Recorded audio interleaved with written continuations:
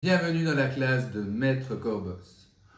Aujourd'hui, nous allons parler de l'anecdote, qui est un genre textuel étudié en principe en troisième année ou en quatrième année en Suisse romande.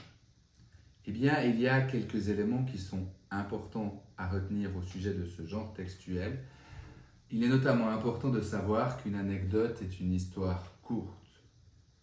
Il est aussi important de se rappeler qu'une anecdote est une histoire véridique, vraie ou du moins vraisemblable, c'est-à-dire qu'elle a pu se passer. Une anecdote est également une histoire vécue, c'est-à-dire une histoire qui nous est arrivée. Et finalement, l'anecdote est une histoire un petit peu spéciale ou rigolote. Il y a, disons, un événement qui fait que cette histoire est particulière par rapport à une histoire plus simple. Ceci sont les différentes caractéristiques de l'anecdote. Je vous en ai cité 4. Une anecdote est donc une histoire courte, mais également une histoire véridique. C'est également une histoire que l'on a vécue. Et enfin, c'est une histoire un peu spéciale, drôle ou rigolote. Pour raconter une anecdote, il faut également respecter sa structure. En effet, au début de l'anecdote, il y a une formule d'introduction. La formule d'introduction peut se présenter de diverses manières. On peut dire « Je me souviens d'une fois » ou « Te rappelles-tu la dernière fois » ou « Il y a quelques jours » ou « Ça me rappelle ». Il y a plusieurs façons d'introduire donc une anecdote, mais en tous les cas, il faut cette petite formule d'introduction, ce contexte, avant de raconter directement la suite. Deuxièmement, il y a une action ou des actions, c'est-à-dire que vous racontez, que l'on raconte ce qui nous est arrivé. Il y a ensuite la fin ou la chute, c'est à ce moment-là que l'anecdote revêt un côté amusant, rigolo, mais qui peut aussi être parfois triste ou qui peut faire peur, c'est possible aussi. Mais c'est à ce moment-là qu'il se passe quelque chose d'un peu spécial, la fin, la chute de l'anecdote. Et à la fin, nous trouvons le commentaire final qui fait un petit commentaire, un petit retour sur cette anecdote. Ceux-ci sont tous les éléments qui composent donc la structure de l'anecdote. Pour bien raconter une anecdote, il faut soigner son articulation. Il faut bien prononcer tous les mots, tous les sons. Il faut également contrôler le débit, c'est-à-dire qu'il ne faut pas parler trop vite, parce que si l'on parle trop vite, on ne comprend finalement pas tout à fait ce que l'on raconte. Mais il faut aussi faire attention de ne pas parler trop lentement.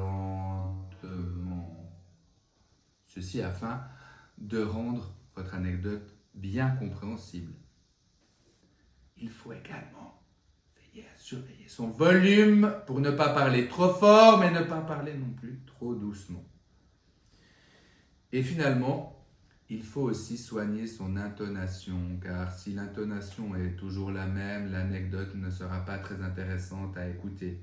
Il faut moduler son intonation.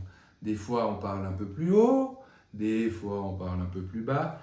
Cela donne plus envie d'écouter quand l'intonation est modulée que quand le ton est toujours le même, tout plat, et que ça ne donne pas envie du tout d'écouter, que c'est très ennuyeux. Donc, en modulant ton articulation, ton débit, ton volume et ton intonation, tu peux contribuer à rendre ton anecdote plus intéressante et plus vivante. Je vais vous faire un exemple d'anecdote. C'est parti. Connaissez-vous Spock? C'est mon petit chien.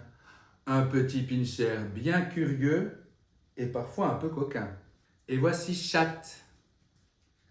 Elle aussi est très gentille et très maligne, comme je vais vous le raconter dans mon anecdote. C'était une fois, il y a quelques semaines, dans mon appartement chez moi. Il faut savoir qu'à côté de la porte d'entrée, il y a un petit meuble fixé à côté de la porte dans lequel je range les affaires de Spock. J'y range également ses friandises, qui sont des petites croquettes que je lui donne pour le récompenser.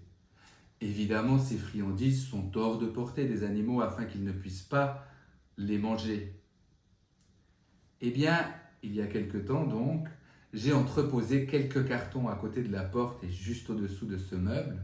Eh bien, Chat n'a pas attendu longtemps avant d'escalader les cartons, de plonger sa tête dans le petit meuble, d'en retirer le sachet de croquettes avec sa gueule, de redescendre de la pile de cartons. Bien sûr, Spock est arrivé tout de suite afin de partager le butin. Alors heureusement, je n'étais pas loin, donc je suis intervenu avant qu'il ne mange toutes les croquettes. Mais en tout cas, cette aventure m'a bien fait rigoler et m'a prouvé encore une fois qu'un animal qui a faim est vraiment très malin.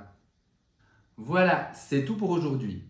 J'espère que grâce à cette vidéo, tu seras un peu plus au clair pour reconnaître une anecdote, mais également pour en raconter une toi-même sans partir dans tous les sens. À très bientôt!